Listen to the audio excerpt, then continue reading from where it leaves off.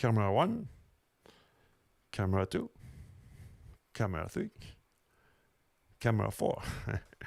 That's just for showing off the gear. Seriously, let's get to it.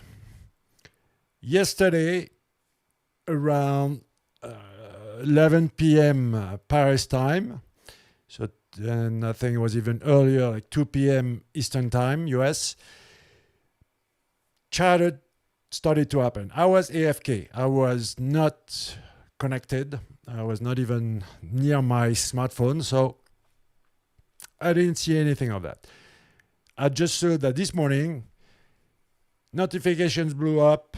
Everything blew up as far as my monitoring of what's happening in the industry. But I already got the information when Google fixed the problem and announced it was a bug. Still, I want to talk about it because what happened? How do you know when something is happening? What should you do when there is something like this happening? And why is it happening now? Will it happen again? These are the questions that I will answer right now.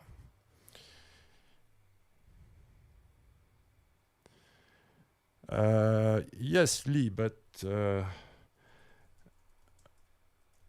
I can't stream. Hold on, I'm talking to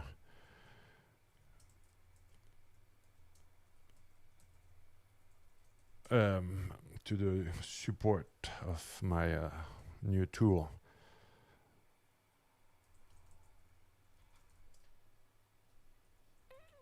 Doesn't look like I can stream on 180p on certain platforms and others on 720. I don't want to stream on 720. Looks so much better on HDD. So first, I even took some notes, guys. So let's get to it.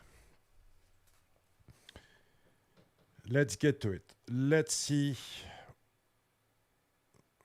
Okay, now what is happening now? Why? Why is it lagging on Periscope?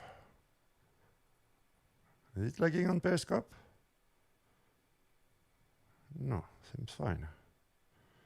Okay, false alert, guys. False alerts. It's working.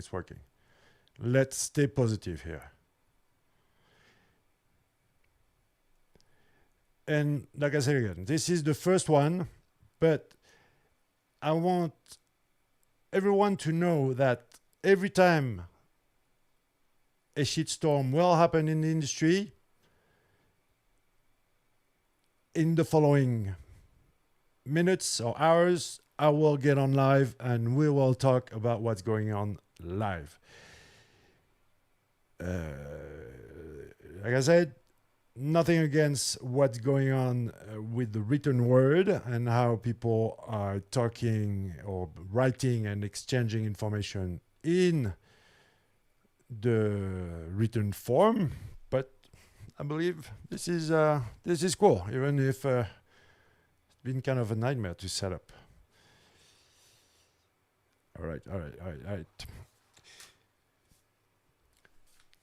The facts are August 10th, 2 p.m. Eastern time. Started to pick up some chatters around the web on Webmaster World, on Black Hat World. Of course, Barry Schwartz quickly picked up. Of Twitter also picked up on it. And at 5 p.m., social media and internet was blowing up. And then, finally, 11 p.m., supposedly, problem solved. Today, I see some people are still mentioning movements, but it seems that for the most part, they did a rollback. Everything turned to shit. So they roll back to a previous index, previous search engine result pages that are validated. And It's like nothing happened.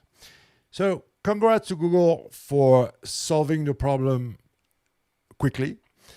I'm pretty sure I know why this happened and why it most likely might happen again. Timing, it's pure speculation, but timing is interesting because maybe you don't know who is the boss at Google. Google Search, the search engine. You know that Google is owned by the mothership Alphabet, and you have many companies within Alphabet, and Google, the search engine, was headed by two guys, Jeff Dean and Ben Gomez. Wonderful guys, very experienced, and they made the move. They helped Google make the move to this whole machine learning, artificial intelligence, or deep learning, whatever you want to call it. Previously, the guy who really made the search engine, his name was Amit Singhal.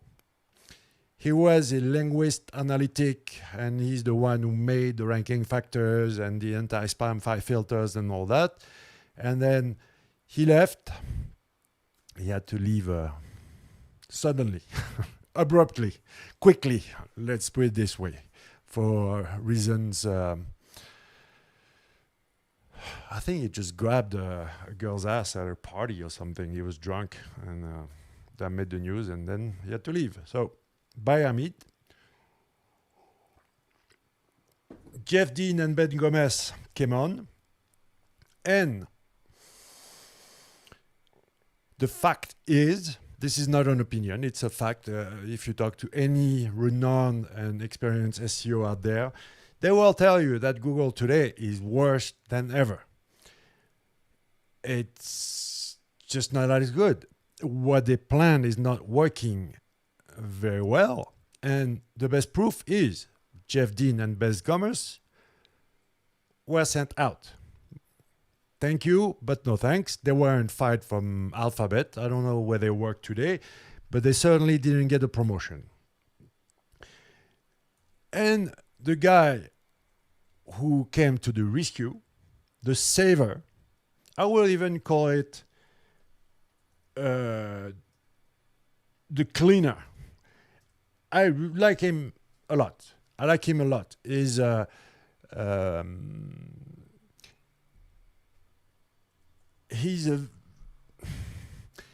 he's someone who has a vision of I'm trying to remember the leitmotif. It's like elegance in simplicity, as far as code, as far as computers, as far as systems, applications. Elegance in simplicity, and the fact that he's also very experienced in search. I read many of his papers. He worked for IBM, I believe, Yahoo. He was vice president for Google Cloud. He's the one also who made G Suite what it is today. A lot of features into Gmail. For example, the Smart Reply. I think he was also responsible for that. And Pragbakar Raghavan is the man. I announced in every Tuesday on SEO Conspiracy, you can have the the alternative search news every Tuesday. And I reported the change, when was it? Like June, early June, I believe, yeah. So it's only been a month and a half, couple of months, since Pragbakar right now is heading Google Search, Ads, and Voice, Google Assistant. He's the boss of all three. Jeff Dean, Ben Gomez out. In a company like Google and in America in general, there is no transition period. The new guy comes in and there's a lot of shaking around. You suck, you get out. You suck a little bit, but not so much, so you move here from there, blah, blah, blah, blah, blah, blah. Okay? And what's happening is Pragbakar will fix it, will fix Google, will make the whole machine learning thing scalable, will make the whole integrated search more efficient, cleaner, nicer. I really believe that he is the savior of Google, and hopefully I'm right on this one. And even as far as ads and mobile, all this, he will fix it. If there's one person in the entire company who can do this, it's him. But right now, of course, there's a lot of moving around. What happens is you get someone who one engineer who is moved from one spot to another, or who is a new guy comes in from his former team, from Google Ads. And then, all right, we got to move some cursor here. We got to tweak the machine learning. We got to tweak RankBrain. We got to tweak BERT. We got to tweak Hummingbird, whatever they were tweaking. And it's really just a matter of putting the wrong instruction. Like my friend Sylvain Perronnet, PhD in algorithms, who built search engines and knows very well how they, and knows a lot of people at Google. He told me, yeah, it could be just a matter of putting a 0 instead of a 1 on the instruction sheet, and you send the machine out there, and it goes crazy. And that's really what happened.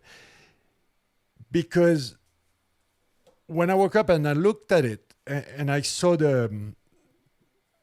especially on Twitter, the emotion. People were, it's bigger than Panda, it's bigger than Penguin, it's the biggest thing ever, it's a big shakedown, and as usual, it was during the summer. What? Salut, Libra. Salut, Loïc. It's a big shakedown. It's, as usual, I'm in vacation, and Google is used to pushing updates during the summer, but Google is pushing updates all the time. So first, let's break it down. You have core updates, because there is a lot of confusion around that. Core updates, you have an official post on the Google blog. They will announce it officially if there is a core update, meaning they are touching at the core algorithms where they tweak the ranking factors. Most likely nowadays, it's more fine-tuning than really changing up and down what counts more, what counts less. So I believe we're in the fine-tuning era of the core updates. And realigning would be the proper word. At least for the past May core update, there was more realignment, trying to bring back a lot more organic results, because everything became so dry because of this machine learning way of serving answers to queries. They had to put back a little bit of finesse, of organic results. That's a core update. Then you have manual filters. The most well-known manual filters or updates were the Panda and Penguin.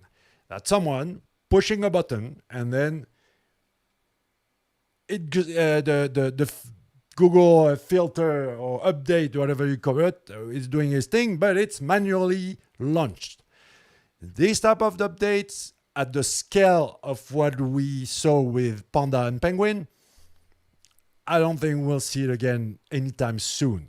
I'll be very, very surprised if we see anything of the scale of Panda and Penguin anytime soon. The biggest switch will come on mobile, not on the regular Google. Then you have tweaks that are done all day, every day, of every week, of every month, of every year. Hundreds, thousands of tests, hundreds of engineers working on little parts of the index during a certain time frame.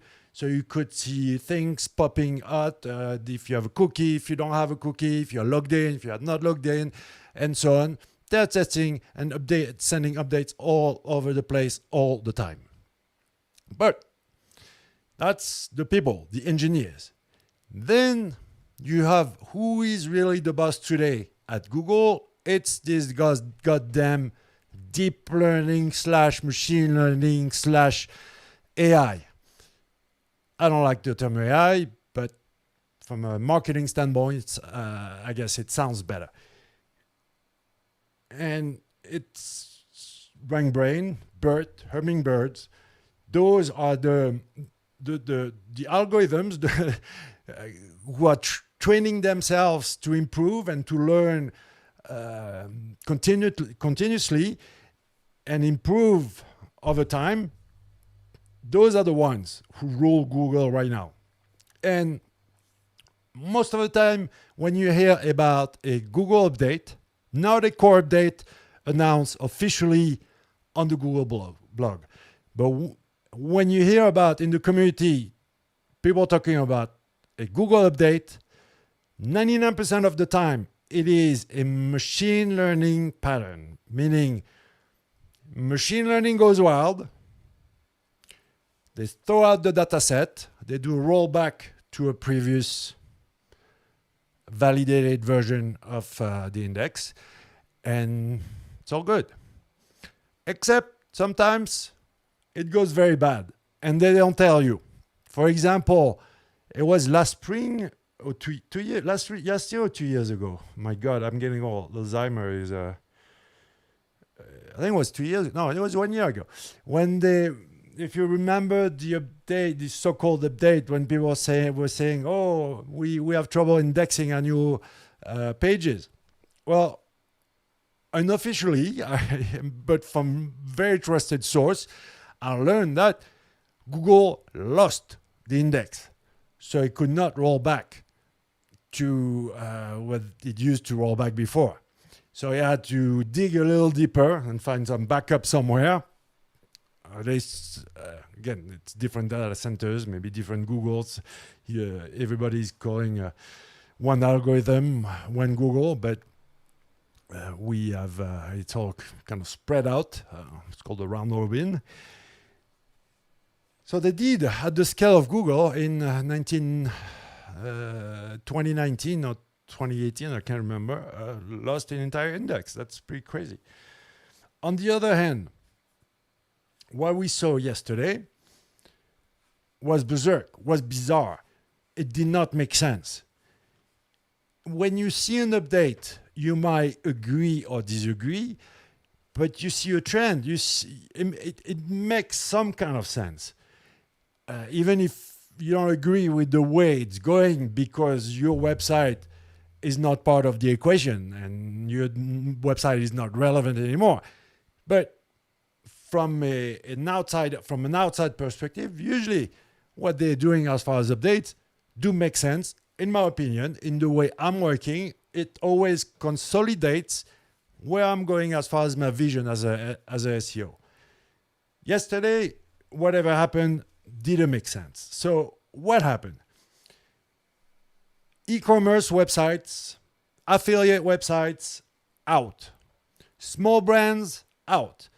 Even on the name, the keyword of the brand, the website will not appear.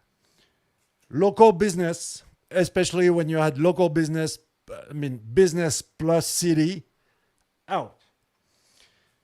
Amazon, eBay, Yelp, random scam website, hack website, directory, a lot of news websites, up.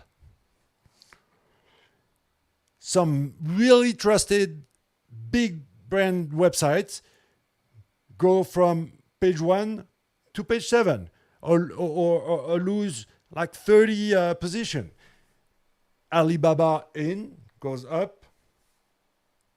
It did not make sense. It looked too weird. It looked too strange. It didn't look like it was. I even saw some screenshots. So you had like 5 or 6 times the same website, same random website was displayed. When you see something like this, you can pretty much, from a common sense point of view, say, okay, this does not look like something that Google wants to show as far as a search engine result page that will correspond to user intent and blah, blah, and quality and trust and all stuff. So when first thing that you need to learn when you see this. So first of all, where do you get the information? Twitter, hashtag Google update. If you're a little bit late to the party, no, Webmaster World is usually the second to pick up. Black Hat World also picks up quite quickly. Reddit sometimes is usually a little bit late, but at the same time than Black Hat World. Then Barry Schwartz is also very quick, and now you will have me coming in live on video also very quickly. But the way that for the general public, when you are a so-called insider, well, you are on private Discord or Slacks or Skype groups or WhatsApp groups, and yesterday I learned it through a private Skype group. So if there is something big happening, unless like yesterday I was AFK, I was not connected, I hear about it almost real time. So I need to assess the situation, and then boom, I want to come in live. But even if you get hit, even if your website drops 30 position, even if you lose 90% of your traffic, do not freak out. Please, even if you are the biggest black hat SEO, even if you cheated, even if you know you are guilty, for the next 48 to 72 hours, do not do anything, ever. Do not touch any of your links, anything on your content. You can make sure that from a technical standpoint, if there is one thing you can do is run a crawler like Screaming Frog or something to see if you don't have any, because it doesn't mean that because there is something going on, a real-time update, it doesn't mean that everything else is stopping. And if your website has technical issues, you will self-destruct yourself because of technical issues, thinking that you got hit by an update or penalty. And technical issues are the number one reason for dropping in the search engine result page. Number one reason, self-destruction. By far, like really by far, the number one reason for a website dropping is technical or human error. Okay, and trust me, I know about human error, especially on these goddamn streaming platforms. And I still don't understand why Facebook doesn't want to give me love. I should try to do something here. Okay, let's see. No, well, we'll figure out Facebook another day. Not a big deal. What is going on now is you can also talk to someone specialized, an experienced consultant, someone like Christine Schesinger, someone like Juliette Lewis, someone like Bill Swarsky. You can, someone who has seen this again and again and again, like me. My first Google update was in November 2003. So I've seen a bunch and I've had a bunch of blacklist, penalty of all kind, manual, algorithmic, all that kind. Because if you can connect to a person like this, then you will get a point of view of someone who's can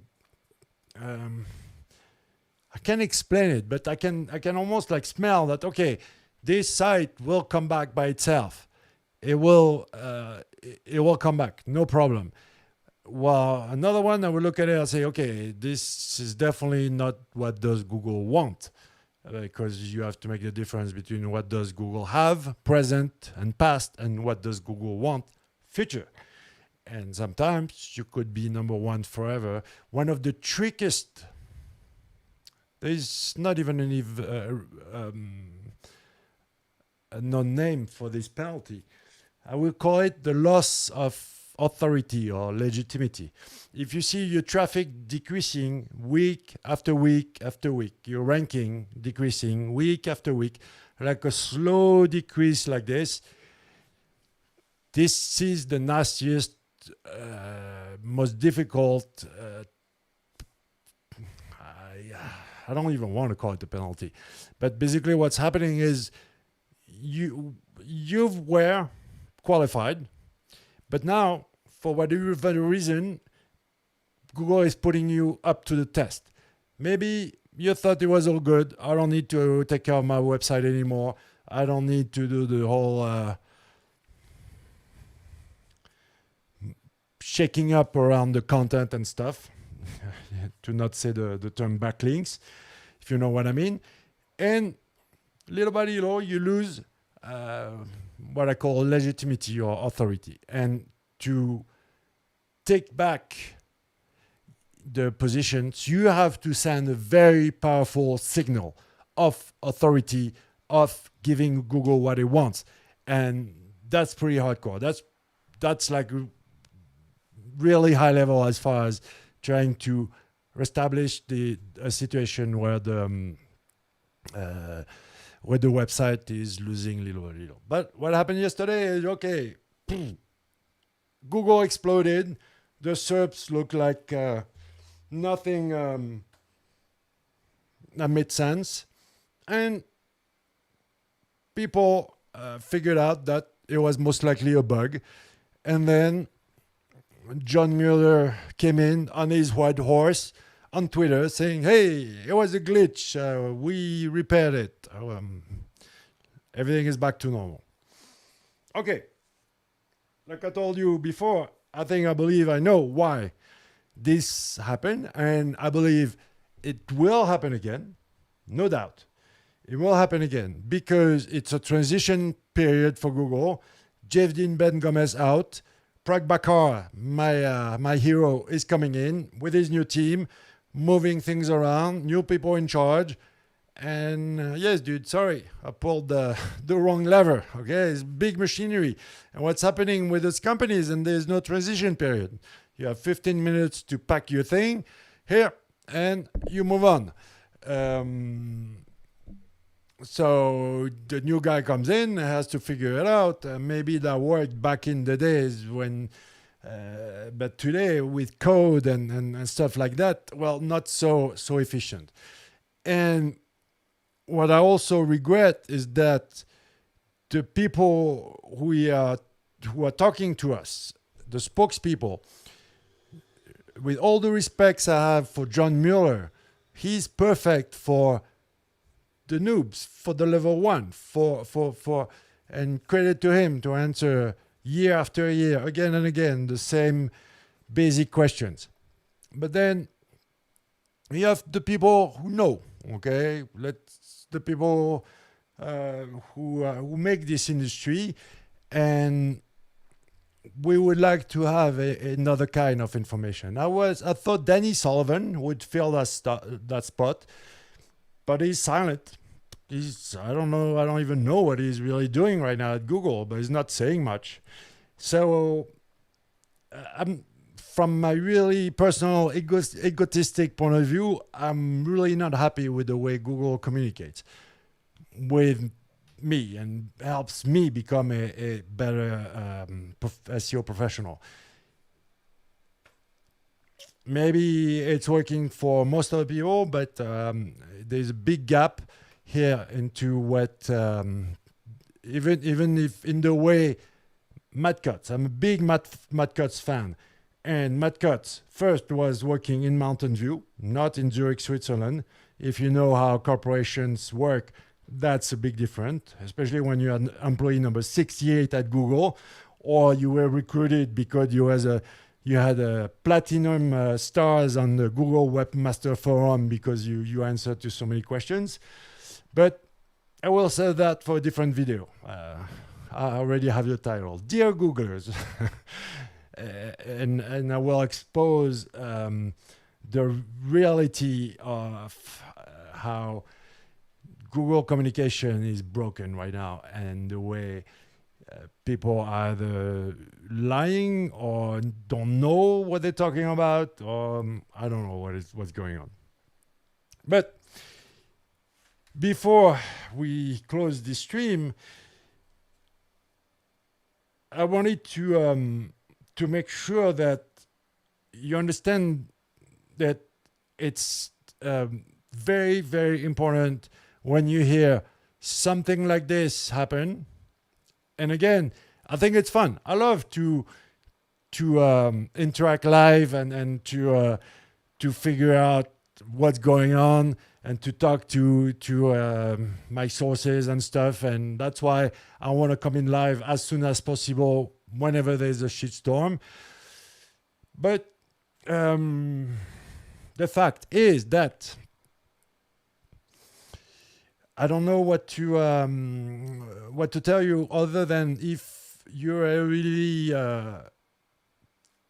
too affected by suddenly it's moving fast and they are changing, my site is dropping and others are coming up, and chill.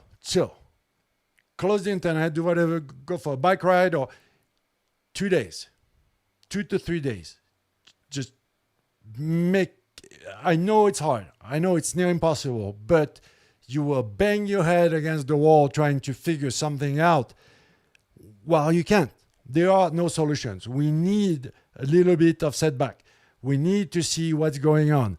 And 2 to 3 days is all we ask before making an assumption and giving out solutions to people who got hit by a so-called update.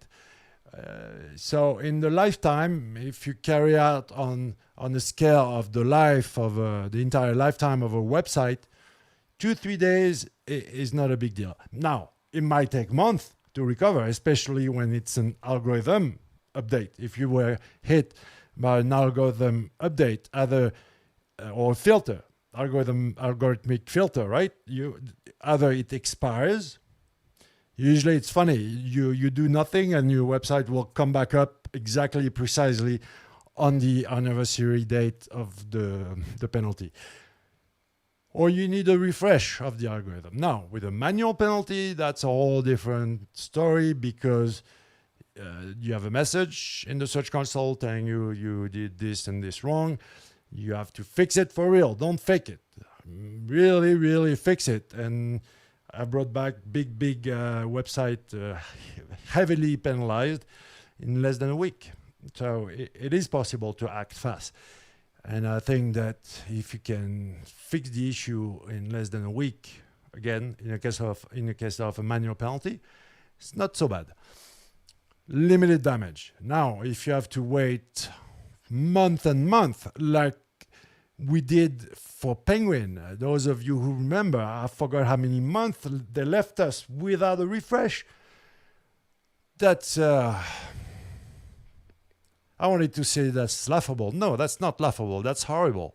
That's also horrible that they pushed a core update in the middle of a pandemic. Okay? Come on, please, be a little bit sensitive, Google. Be a little bit human. How can you push a core update in the middle of the biggest pandemic in history when the world was shut down? Hey, we are Google and we will fuck you in the ass right now.